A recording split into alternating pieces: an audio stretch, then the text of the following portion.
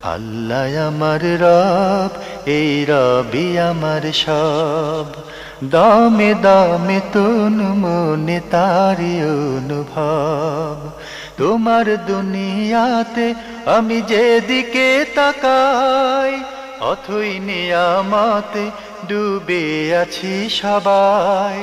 পাক পাখালির গানে শুনি তসবিহ কালো রব, তসবিহ কালো রব। আল্লাহ আমার রব, এই রবি। আসসালামু আলাইকুম, আলহামদুলিল্লাহ, আসসালাতু ওয়াসসালামু আলা রাসূলিল্লাহ।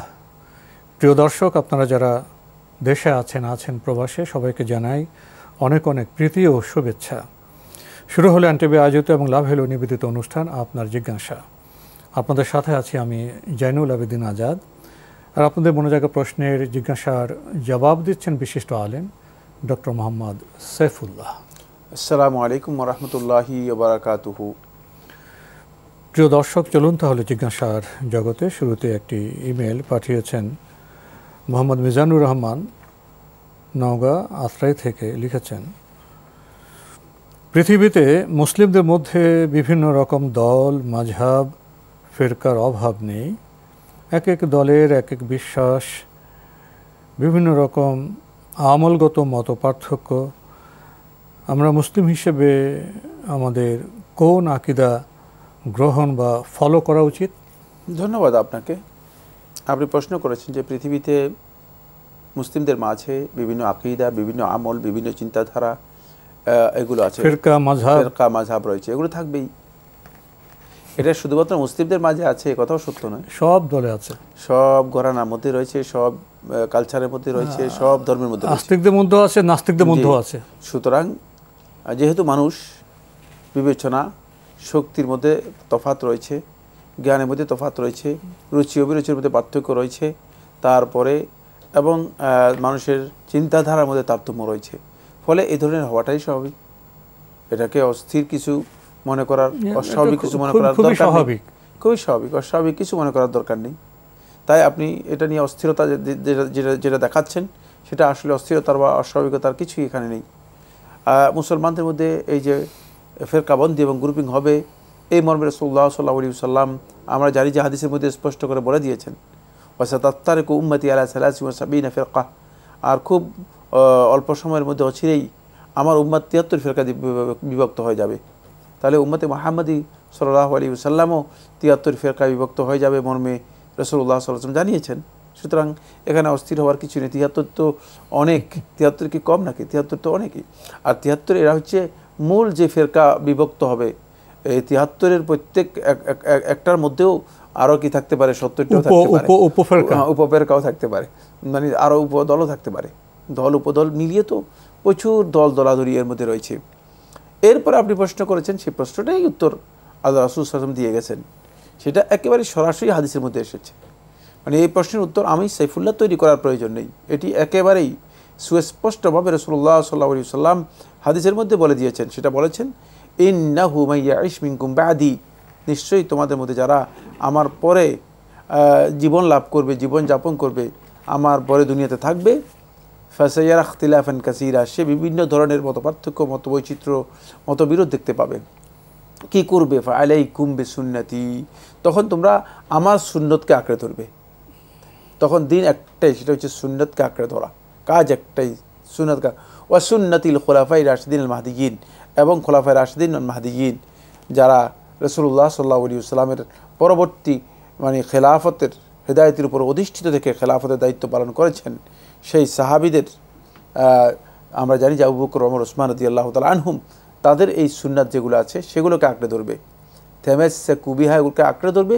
ওয়াআদ্দু আলাইহি বিন নওয়াজিজ, এগুলোকে এমনভাবে ধরবে একেবারেই মানে দাঁতের মাড়ির যে দাঁত আছে, মাড়ির দাঁত দিয়ে এগুলোকে শক্ত করে আঁকড়ে ধরবে, কামড়ে ধরবে, যাতে করে ছুটে না যায়। এগুলো হচ্ছে তখনকার জন্য আমাদের একমাত্র অবলম্বন।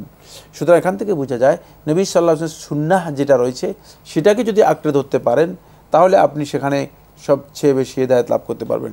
এই যে বিভক্তি, এই যে ফিতনা, এই যে দীর্ঘ আলোচনা, এই সব কিছু থেকে সমাধানের পথ একটাই, সেটা হচ্ছে কোনটা নবী সাল্লাল্লাহু আলাইহি ওয়াসাল্লাম করেছেন, কোন কাজটি নবী সাল্লাল্লাহু আলাইহি ওয়াসাল্লাম করতে বলেছেন এবং সাহাবায়ে কেরামগণ করেছেন, এই 3টি সূত্রের উপর যদি আসেন তাহলে আপনি দেখবেন যে আপনি একেবারে 100% হিদায়াতের উপর চলে আসছেন। এখানে মাঝখানে যেই সমস্ত লোকগুলো আছে, কোন বুজুর্গ কি বলেছেন, কোন ইমাম কি বলেছেন, কোন মাযহাব কি বলেছে, কোন ফিরকা কি বলেছে, কোন তরিকা কি বলেছে, এই সব কিছুকে ইগনোর করতে হবে।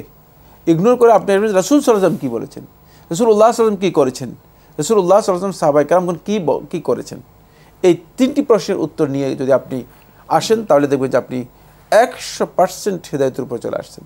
এখানে আমাদের সবচেয়ে বড় সমস্যা সেটা হলো আমরা এই জায়গায় আসতে পারি না, এই জায়গায় আমরা আসতে পারি না। আমরা যাই মাঝখানে ওই যে বিভিন্ন গ্রুপ রয়েছে, বিভিন্ন জায়গা রয়েছে, মানে মূল শিক্ষকের কথা না শুনে আমরা ডানে বামে নানা রকম চলে যাচ্ছি। সেটাকে আল্লাহ সুবহানাহু ওয়া তাআলা খুব কোরআনে কারীমের সূরা আন-নিসার 59 নম্বর আয়াতের মধ্যে বলেছেন, একেবারে স্পষ্ট বক্তব্য।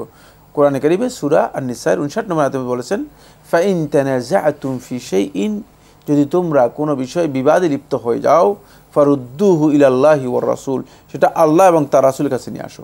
আল্লাহর কাছে কোথায় নেবেন? আল্লাহকে পাবেন কোথায়? কোথাও তো পাবেন না, যেতে হবে কোরআনের কাছে, আল্লাহর কোরআনের কাছে আসবেন। ইলার রাসূল, রাসূলের কাছে নিয়ে যেতে বলছে। খেয়াল রাখতে হবে যে বোঝা যাচ্ছে যে শুধুমাত্র কোরআনের কাছে গেলেই যথেষ্ট হবে না, সুন্নাহর কাছেও যেতে হবে এবং আল্লাহ এবং তার রাসূলের কাছে, দুইজনের কাছে যেতে হবে। তাহলে রাসূলের কাছে যেতে হলে রাসূলের সুন্নাহর কাছে যেতে হবে। যদি আমরা আল্লাহ এবং তার রাসূলের কাছে অর্থাৎ কোরআন এবং সুন্নাহর কাছে যখন আমরা আসি, তাহলে এর যে সমাধান, সেই সমাধানটা আমরা স্পষ্ট পেয়ে যাব 3টি প্রশ্নের উত্তরের মাধ্যমে, যেটা আমি বলেছি। এবং এটাই হচ্ছে একমাত্র রাস্তা। এই ফিতনার মধ্যে, এই বিতর্কের মধ্যে, এই ঝামেলার মধ্যে, এই দল উপদল এবং বিভক্তির মাঝে যদি আমরা হিদায়াতের উপর থাকতে চাই, তাহলে এই 3টি প্রশ্নের সমাধান নিলে আমরা খুব সহজে পেয়ে যাব। উদাহরণ নিলে আপনি একটা মাসআলা নিয়ে আসেন আর এই 3টি প্রশ্ন দিয়ে উদাহরণ নেন, তাহলে আপনি দেখবেন যে আপনি এর সমাধান পেয়ে যাচ্ছেন এবং খুব সহজ সমাধান পাবেন। শেষে এসে উনি একটি নির্দিষ্ট বিষয় উল্লেখ করেছেন যে মুসলিম হিসেবে আমাদের কোন আকীদা গ্রহণ করা উচিত। আকীদার বিষয়গুলিকে আমাদের কাছে স্পষ্ট নয়। আকীদার ব্যাপারে আলেমদের মধ্যে তেমন কোনো দ্বিমত নেই। আকীদা আহলুস সুন্নাহ ওয়াল জামাআর যে আকীদা রয়েছে সেটাই আকীদা। তারা হচ্ছে আহলুল হাদিস, তারা হচ্ছে আহলুল আসার, তারা হচ্ছে আল ফিরকাতুন নাজিয়া, তারা হচ্ছে যারা সালাফদের মানহাজের উপর অধিষ্ঠিত রয়েছেন, সাহাবায়ে কেরাম এবং সাহাবায়ে কেরামদের যারা উত্তম অনুসারী, এরাই হচ্ছে মূলত সহিহ আকীদার উপর প্রতিষ্ঠিত। আমাদের আকীদা ও ঈমানের বিষয়গুলো তো স্পষ্ট, কোন কোন বিষয়ে আমাদের আকীদা রাখতে হবে, ঈমানটা আমার কেমন হবে, এক্ষেত্রে তো বোধহয় আমাদের খুব সমস্যায় পড়া উচিত নয়। প্রিয় দর্শক, আমাদের হাতে একটি চিঠি, দীর্ঘ চিঠি, অনেক প্রশ্ন, যিনি পাঠিয়েছেন নাম প্রকাশে অনিচ্ছুক। আমরা আপনার বেশ কিছু প্রশ্নের জবাব দিয়েছি। আপনি আরও লিখেছেন, পবিত্র কোরআনে কোনো কোনো জায়গায় 50,000 বছর, কোথাও 1 লাখ বছরের সমান বলা হয়েছে। সাহাবী হযরত আনাস রাদিয়াল্লাহু তাআলা আনহু এসবের ব্যাখ্যা দেননি, কারণ আল্লাহ ভালো জানেন বলেছেন। তাফসির ইবনে কাসির ইসলামিক ফাউন্ডেশনের সূত্রে আপনি এই বক্তব্য রেখেছেন। আপনারা বলছেন, আমি এই বক্তব্য মেনে নিচ্ছি, তারপরেও শায়খের নিকট এসবের হাদিস সম্মত অন্য কোনো ব্যাখ্যা আছে কি? প্রশ্নটা কি আমি বুঝতে পারিনি আসলে। যে 50,000 বছর, 1 লাখ বছর, না 1 লাখ বছর কোথাও কোরআন কারীমের মধ্যে নেই, তিনি ভুল বলেছেন। ওই যে 50,000 বছর একটি আয়াতের মধ্যে রয়েছে, কিয়ামতের দিন অপেক্ষা, হাসরের বিচারের অপেক্ষা, একটি আয়াতের মধ্যে রয়েছে। প্রথম দিন হবে 50,000 বছরের মতো। এটা হলো দুনিয়ার যে বছর রয়েছে সেই বছর। কিন্তু মানে তিনি 1 লক্ষ বছর কোথা থেকে এগুলো তৈরি করে বলতেছেন। জি, আর আনাস ইবনে মালিক রাদিয়াল্লাহু তাআলা আনহু ব্যাখ্যা দেন না, এই জন্য যেহেতু এটা স্পষ্ট বিষয়, এই জন্য তিনি ব্যাখ্যা দেননি। স্পষ্ট বিষয়, ব্যাখ্যার প্রয়োজন নেই, সেই জন্য ব্যাখ্যা দেননি। জি, আরও লিখেছেন, শায়খ কি পবিত্র কোরআনে কোনো তাফসীর লিখেছেন? আপনি কোন তাফসীর লিখেছেন? না, আমি কোনো তাফসীর লিখিনি, কোরআনে কারীমের কোনো তাফসীর আমি লিখিনি। এরপরে আপনি লিখেছেন, আমার নিকট তাফসীর ইবনে কাসির ও তাফসীরে মারিফুল কোরআন আছে। তাফহিমুল কোরআন ছিল এক সুফিবাদীর কথায়, আমি তা লাইব্রেরিতে ফেরত দিয়েছি 20 বছর আগে। এটা আপনি তথ্য জানিয়েছেন, কোনো প্রশ্ন করেননি, তা আমরা এ নিয়ে আর অগ্রসর হতে চাচ্ছি না। আপনি 9 নম্বর প্রশ্নে লিখেছেন, গণতন্ত্র ইসলামে হারাম, এটা আমি সুন্নাত ও বেদাত মৌলানা মোহাম্মদ আব্দুর রহিম প্রণীত এই গ্রন্থ থেকে আমি জেনেছি গণতন্ত্র পাশ্চাত্যের মতবাদ গ্রিক দর্শন থেকে এসেছে। প্রিয় শায়েখ কি এ বিষয়ে কিছু বলবেন? আপনি যা বলার তা আপনি উনি বলে দিয়েছেন, আমি যা বলবো। আপনি 1 নম্বর হচ্ছে গণতন্ত্র হারাম ফতোয়া দিয়েছেন, 2 নম্বর বলেছেন যে এটা পাশ্চাত্য থেকে এসেছে, 3 নম্বর আবার বলছেন যে গ্রিক দর্শন থেকে এর আবির্ভাব ঘটেছে। সুতরাং আমি যা বলার সবটাই আপনি বলে দিয়েছেন, বাকি আমার জন্য এমন কিছুই রাখেন না যেটা আমি বলতে পারি। আসলেই গণতন্ত্র সম্পর্কে আপনার যে স্টাডি রয়েছে, আর মৌলানা আব্দুর রহিম রাহিমাহুল্লাহ তাআলার বক্তব্য যেটা উল্লেখ করেছেন সেটা আপনি সহিহ উল্লেখ করেছেন, ভুল উল্লেখ করেন নাই। কিন্তু গণতন্ত্র খুব ভালো করে খেয়াল করতে হবে, গণতন্ত্র আপনি অ্যাজ অ্যান ইজম, একটা ইজম হিসেবে এর অর্থ একটি, আর গণতন্ত্র অ্যাজ এ পলিটিক্যাল সিস্টেম এটার অর্থ আরেকটি। সুতরাং এটাও মানে আপনাকে রাষ্ট্রবিজ্ঞানের এই পরিভাষাগুলো আপনাকে আয়ত্ত করতে হবে। কিছু পলিটিক্যাল সিস্টেম যেটা সিস্টেম হিসেবে এসেছে, ইজম নয়, সেটা একটা বিষয়। আরটা হচ্ছে পলিটিক্যাল সিস্টেম নয়, একটা ইজম হিসেবে এসেছে। ইজম যেটি সেটা ইসলামের সাথে সাংঘর্ষিক, বিভিন্ন জায়গায় ইসলামের সাথে সাংঘর্ষিক। ফলে এই যুগের প্রায় সমস্ত আহলুত তাহকিক, সমস্ত উলামায়ে কিরাম এটাকে হারাম বলেছেন এবং এটাকে কুফরি একটি আকীদা হিসেবে বলেছেন। সেটা যখন ইজম হিসেবে আসবে, মতবাদ হিসেবে আসবে, এখানে অনেকগুলো ইসলামের সাথে সাংঘর্ষিক বক্তব্য রয়েছে, যদিও মানে এই সাংঘর্ষিক বক্তব্যগুলোর আবার বিভিন্ন ব্যাখ্যাও রয়েছে। কিন্তু সিস্টেম যদি বলেন তাহলে সিস্টেমের ক্ষেত্রে এর কিছু সিস্টেম রয়েছে যে সিস্টেমগুলো মানুষকে বিভিন্নভাবে স্বৈরাচার থেকে, দুর্নীতি থেকে, জুলুম অত্যাচার থেকে এবং মানুষের অধিকার নষ্ট থেকে, অধিকার খর্ব করা থেকে মানুষদেরকে কী করতে পারে, রক্ষা করতে পারে। যদিও মানে এর পক্ষে বিপক্ষে বিভিন্ন ধরনের তথ্য রয়েছে, বাকি এই সিস্টেম কখনো কখনো ইসলামের শরীয়তের মধ্যে নাজায়েজ নয়, জায়েজ রয়েছে। যেমন একটা মানে সমিতি, একটা ক্লাব, একটা বৈঠক, একটা গোষ্ঠী, তাদের একজন প্রধান তিনি নির্বাচিত হবে। তো এটা কেমনে করবে, এটা করার পদ্ধতি কি হবে? এর একটা পদ্ধতি সিস্টেম হচ্ছে নির্বাচন, ভোট। এটা গণতন্ত্রের একটি পরিভাষা এবং গণতন্ত্রের একটি সিস্টেম। সুতরাং এই সিস্টেমটাকে কেউ যদি ফলো করে থাকেন সে গুনাহগার হয়ে যাবে, অথবা তার এই কাজ হারাম হয়ে যাবে এবং সে মুশরিক হয়ে যাবে, কথা শুদ্ধ নয়। এটা মানে আলেমদের মধ্যে কেউ বলেন নেই, এবং এই সিস্টেমটা ফলো করা যেতে পারে, সিস্টেমটা হারাম নয়। কিন্তু গণতান্ত্রিক বিশ্বাস যেগুলো রয়েছে সেগুলো অবশ্যই ইসলামের সাথে সাংঘর্ষিক যেগুলো আছে সেগুলোকে মেনে নেওয়া এটা হারাম অথবা নিষিদ্ধ বিষয়। আমি মনে হয় আপনাকে বিষয়টি বুঝাতে পেরেছি, অথবা একটু ভালো করে আপনি এই জিনিসগুলো উপলব্ধি করলে আপনি বুঝতে পারবেন যে সিস্টেম একটি বিষয় আর ইজম আরেকটি বিষয়। এখন বিকাশ অ্যাপেই পাবেন দেশের প্রথম ডিজিটাল লোন। আমাদের সম্মানিত দর্শকরা মাঝে মাঝে এমন কিছু প্রশ্ন পাঠান, আমাদের প্রশ্নোত্তরের আসরে আমরা খেয়ে হারিয়ে ফেলি, আমরা সম্মুখ জবাব দিতে সমর্থ হই না। খুব জটিল প্রশ্ন। এই যে আজকে কিছুক্ষণ আগে বিরতি আগে আমরা গণতন্ত্র প্রসঙ্গে প্রশ্ন পেলাম, সাইফুল্লাহ ভাই, জি, এই গণতন্ত্র প্রসঙ্গে আমি যখন এনসাইক্লোপিডিয়া পড়ি বা যখন অভিধানে যাই একটা অর্থ পাই, জি, এবং ওয়েস্টমিনস্টার গণতন্ত্র যখন দেখি ইউরোপে এটা আরেকটা চিত্র পাই। এবং আমাদের দেশে যখন আমরা আমাদের উপমহাদেশে গণতন্ত্রের বিভিন্ন চিত্র দেখি, সেখানে যে গণতন্ত্রের বাস্তবায়নের চিত্র আবার একরকম নয়। আবার যখন বক্তারা বক্তব্য রাখেন তখন দেখি গণতন্ত্র সম্পর্কে বক্তব্য নানা রকম, বিচিত্রবিধ। মুশকিল হলো গণতন্ত্র কি? এই সরল প্রশ্নে তো কোনো সরল জবাব নেই, খুবই ব্যাখ্যা সাপেক্ষ। এখন আপনি সেগুলো আভাস দিয়েছেন, গণতন্ত্র অ্যাজ এ ফিলোসফি, দর্শন হিসেবে এটার কি অবস্থা, প্র্যাকটিস কি, আর যদি জনগণের মতামতের ভিত্তিতে কাউকে নির্বাচিত করতে চায় তাদের প্রধান হিসেবে ধর্মনেতা পেয়ে সেখানে একটা ব্যাখ্যা দিয়েছেন। এসব মিলিয়ে আমার যেটা মনে হয়েছে, এক কথা বলতে গণতন্ত্রের জবাব দেওয়া সম্ভব নয়। সুনির্দিষ্ট বিষয়ে প্রশ্ন করলে সে তখন বলা যাবে যে হ্যাঁ এটা মেরিট এই ডিমেরিট এই, বিষয়টা কি এরকম? হ্যাঁ, আমি এই বিষয়টা স্পষ্ট করেছি, দুটি ধারাকে আমি স্পষ্ট করে বলে দিয়েছি। একটি ধারার সাথে ইজমের সম্পর্ক রয়েছে।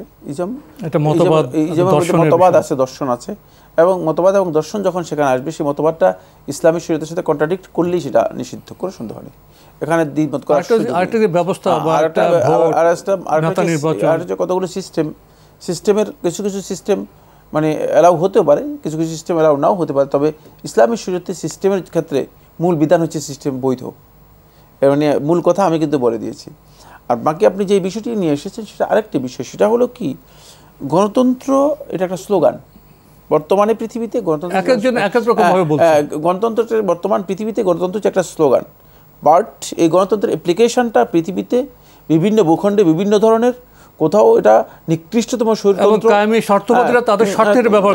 কোথাও এটা সবচেয়ে বড় জুলুম, সেটা আরেক মাসালা, সেটা বাস্তবতার উপর হুকুম মানে আরেক জিনিস। আমরা হুকুম দিয়েছি কিতাবের উপর, লিখিত বিষয় যাবে না, কিন্তু বাস্তবতার উপর হুকুম দেওয়ার বিষয়টি সম্পূর্ণ ভিন্ন, কারণ বাস্তবতা আরেক জিনিস। কারণ কোথাও গণতন্ত্রকে দেখে মানে ঘৃণা ছাড়া আর কিছুই করার নেই, তখন সেটা কায়েমি স্বার্থে ব্যবহৃত হয়, যেমন চাতুর্যের উপকরণ হিসেবে ব্যবহৃত হয়। আসলে এক কথায় গণতন্ত্র সম্পর্কে তো বলা যায় না। প্রিয় দর্শক, আমাদের হাতে আরেকটি মেল পাঠিয়েছেন মোস্তাক আহমেদ তানসেংদি ঘোড়াশাল থেকে, লিখেছেন বিয়ে দিনের অর্ধেক, যে বিয়ে করলো সে যেন দিনের অর্ধেক পূরণ করলো। এটা কি সহি হাদিস? কেউ যদি বিয়ে না করে নিজেকে পুরোপুরি সংযত রেখে কোনো প্রকার পাপ না করে মৃত্যুবরণ করে তাহলে কি তার দিন অপূর্ণ থাকবে? প্রথম কথা হচ্ছে এই হাদিসটি আলেমদের কাছে বিতর্কিত। বিয়ে দিনের অর্ধেক, হ্যাঁ জি, আর নেকাহু নিসফুদ্দিন অথবা জাওয়াজু নিসফুদ্দিন, এই হাদিসটি আলেমদের কাছে বিতর্কিত। তবে শেখ মোহাম্মদ নাসিরুদ্দিন আলবানী রাহিমাহুল্লাহ তাআলা হাদিসটিকে হাসান বলেছেন। হাসান মানে উত্তম। উত্তম বলতে বোঝায় যে গ্রহণযোগ্য যে হাদিসগুলো আছে তার মধ্যে এটি একটি। এখান থেকে বোঝা যায় তাহলে এ বক্তব্যের বিশুদ্ধতা আছে বা গ্রহণযোগ্যতা আছে। যদি বক্তব্যের গ্রহণযোগ্যতা থাকে, খুব ভালো করে খেয়াল করুন, যদি বক্তব্যের গ্রহণযোগ্যতা থাকে তাহলে এই বক্তব্যের অর্থ কী? ঠিক না? এই বক্তব্যের অর্থ কী? এই বক্তব্যের অর্থ কি এটি যে ইসলামকে দুই ভাগে ভাগ করেছেন, মানে এক পার্ট হচ্ছে বিয়ে, আরেক পার্ট হচ্ছে বাকি কাজ। এটা পৃথিবীর কোনো আলেম বলে নেই, এবং এই হাদিস থেকে এই কথা বুঝায় না, এই হাদিস থেকে এটা বুঝায় না। এটা খুব ভালো করে জানতে হবে, এই হাদিসের অর্থ এটা নয়। তাহলে এই হাদিসের অর্থ কি? হাদিসের অর্থ হচ্ছে এই যে মানুষ জীবন যাপনের ক্ষেত্রে, তার জীবন যাপনের ক্ষেত্রে ধর্মীয় যেই মানে হেফাজতের বিষয়গুলো রয়েছে, মানে নিজের দিনকে হেফাজত করার জন্য যেই মানে কাজগুলো তার করা দরকার, এই কাজগুলোর মধ্যে একটা পার্ট হচ্ছে বিয়ে, আর একটা পার্ট হচ্ছে অন্য যে সমস্ত আল্লাহ তাআলার যে কাজটি করলে সে নিজেকে অনেকাংশে হেফাজত করতে পারবে, সে নিজেকে হেফাজত করতে পারবে। এই জন্য মানে এই দ্বীনের মৌলিক যে বিষয়গুলো আছে, এই বিষয়গুলোর সাথে এগুলোকে হেফাজত করার জন্য একটা পার্ট, একটা অংশ হচ্ছে যদি সে বিয়ে করে থাকে তাহলে সে, কারণ বিয়ের সাথে চরিত্র সম্পর্ক, অনেক কিছু জড়িত সংসার জীবনের। এই জন্য মানে এই কারণেই মূলত বলা হয়েছে যে এটাকে হেফাজত করার জন্য কোনো ব্যক্তি যদি বিয়ে করেন তাহলে তিনি এই দিকটাকে করতে পারবেন, হেফাজত করতে পারবেন, আর বাকি অংশটুকু সে হেফাজত করার জন্য নিজেকে অন্য কাজগুলো করতে হবে। কিন্তু এর অর্থ এই নয়, খুব ভালো করে জানতে হবে, এর অর্থ এই নয় যে কোনো ব্যক্তি যদি বিয়ে না করে, কোনো ব্যক্তি যদি তার দ্বীনের মৌলিক এই বিষয়গুলোকে হেফাজত করে থাকেন তাহলে সেই ব্যক্তি কি মানে গুনাহগার হবেন না, সে ব্যক্তি গুনাহগার হবে না, কারণ সে দিনটাকে হেফাজত করতে পেরেছে, অন্যভাবে হেফাজত করতে পেরেছে, অন্যভাবে হেফাজত করতে পেরেছে। আর কেউ কেউ বলেছেন যে এখানে দিন বলতে মূলত বোঝানো হয়েছে আল খুলুক। দিনের একটা অর্থ রয়েছে চরিত্র, মানুষের আচার আচরণ ব্যবহার, যেটা চরিত্রের অন্যতম গুরুত্বপূর্ণ একটি ভূষণ হচ্ছে মূলত বিয়ে। এর মাধ্যমে একজন ব্যক্তি নিজের চরিত্রকে হেফাজত করতে পারে। সুতরাং এই অর্থ যদি হয়ে থাকে তাহলে আমরা বুঝতেই পেরেছি যে এটা আসলে কি বোঝানো হচ্ছে। ফলে কোনো ব্যক্তি যদি মানে বিয়ে না করেন, কারণ বিয়ে সবার জন্য সমান নয়, কারোর জন্য ওয়াজিব, কারোর জন্য ওয়াজিব নয়, সামর্থ্য নেই, কারোর জন্য ওয়াজিব, কারোর জন্য ওয়াজিব নয়। সুতরাং সেক্ষেত্রে মানে যদি বলেন যে যে ব্যক্তি বিয়ে করে নাই তার দিন অপরিপূর্ণ রয়ে গিয়েছে, এই বক্তব্য শুদ্ধ নয়। প্রিয় দর্শক, আমাদের হাতে একটি ইমেল পাঠিয়েছেন আনারকলি, লিখেছেন, আমি দেশের বাইরে থাকি, আমার বাংলাদেশ যাওয়ার কথা আছে 20 দিনের জন্য। বাবার বাড়িতে 10 দিন থাকবো, বাকি 10 দিন অন্য জায়গায়। আমি আমার বাবার বাড়িতে কসর নামাজ করব না পুরো নামাজ পড়ব? কিন্তু আমার সন্তান নানার বাড়িতে কসর করবে নাকি পুরো নামাজ পড়বে? আমার স্বামী শ্বশুর বাড়িতে মুসাফির, এটা জানি। সন্তান কি মুসাফির হবে? বুঝিয়ে বলবেন। ধন্যবাদ। যেহেতু আপনি থাকেন বাইরে, সেক্ষেত্রে যদি আপনি মানে দেশে আসেন মানে এবং যদি আলানিয়াতি সফরের নিয়ত থাকেন, তাহলে আপনি কসর করতে পারবেন। শুধুমাত্র আপনার বাড়িতে, নিজের বাড়িতে যখন যাবেন, বাপের বাড়িতে যাবেন, সেখানে আপনি কসর করবেন না, পুরো সালাত আদায় করবেন। আর বাকি আপনার সন্তানরা এবং আপনার স্বামী, এরাও যেহেতু সফরে এসেছে, এরা কসর করতে পারবে। নিজের বাড়িতে যাওয়ার পরে, পরিবার পরিজনের কাছে যাওয়ার পরে আপনি শুধুমাত্র কসর করবেন না, আর বাকিরা কসর করতে পারবে। তারা নানার বাড়িতে নাতি কসর করবে, তারা কসর করবে, শ্বশুর বাড়িতে স্বামী কসর করবে না।